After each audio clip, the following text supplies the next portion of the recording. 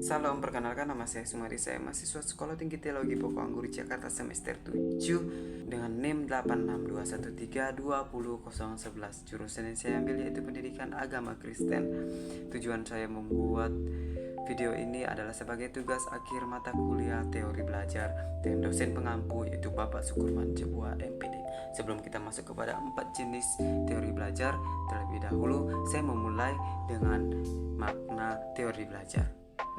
Teori belajar adalah serangkaian konsep atau prinsip kerangka yang bertujuan untuk merancang, melaksanakan agar kegiatan belajar mengajar dapat berjalan dengan lancar. Nah, ketika seseorang guru ingin melakukan sebuah pendidikan atau ingin mengajar, hal yang harus ia lakukan adalah merancangkan teori belajar. Belajar adalah suatu proses atau sebuah usaha yang dilakukan seseorang untuk mendapatkan sebuah perilaku atau sebuah perubahan dari yang tidak tahu menjadi tahu. Nah, itu adalah dinamakan proses belajar. Nah, kita masuk kepada 4 jenis teori belajar. Yang pertama yaitu teori behavioristik. Para ahli behavioristik mengatakan bahwa proses belajar apabila tingkah laku seseorang sudah mulai berubah. Teori ini dikembangkan menunjukkan kepada pemahaman mengenai karakter yang baik itu seperti apa. Kaitannya dengan dunia pendidikan agama Kristen yaitu ketika seseorang diajarkan untuk mengasihi. Nah, pemahaman yang ia terima bukan hanya pemahaman yang ada di dalam pikiran, tapi ia harus melakukan, bertindak. Itu menunjukkan kepada karakter yang positif. Yang kedua yaitu teori kognitivisme. Teori kognitivisme ini berdasarkan kepada pemahaman atau informasi yang diterima melalui pemahaman-pemahaman yang ia terima. Kelebihan dari teori ini menurut buku psikologi itu pendidikan karya Joel Carnaim, teori ini mengatakan bahwa aktivitas belajar akan lebih mandiri dan inovatif.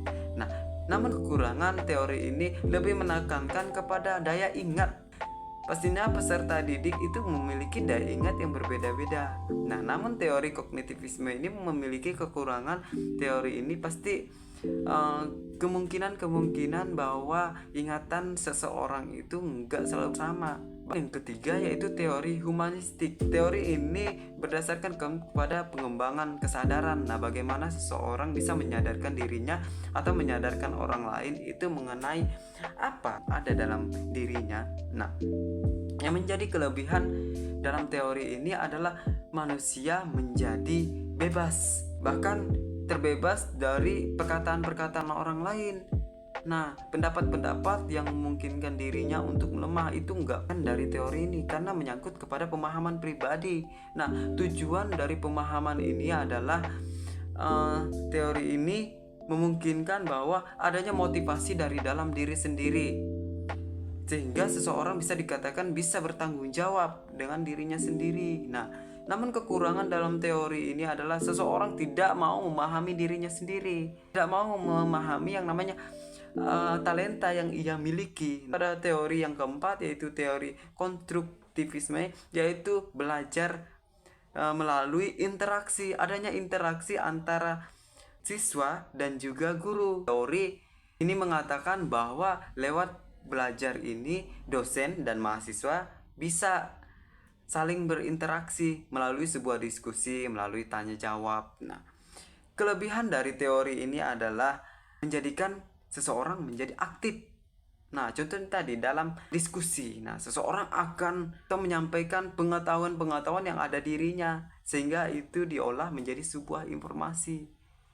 Nah, namun kekurangan dalam teori ini seringkali seseorang itu merasa dirinya pasif, merasa dirinya tidak bisa. Itu yang menjadi kekurangan. Nah, dari keempat teori ini memungkinkan ada yang teori behavioristik itu membutuhkan kepada pemahaman yang menunjukkan kepada karakter siswa. Nah, atau karakter seseorang. Yang kedua adalah kognitif, yaitu pemahaman, pengetahuan yang ia miliki. Kemudian yang ketiga itu teori humanistik. Teori ini memunculkan bagaimana pengembangan dirinya atau kesadaran dirinya. Kemudian yang keempat yaitu teori konstruktivisme melalui sebuah informasi. Jadi video saya cukup sampai di sini. Tuhan Yesus memberkati kita semua. Salam.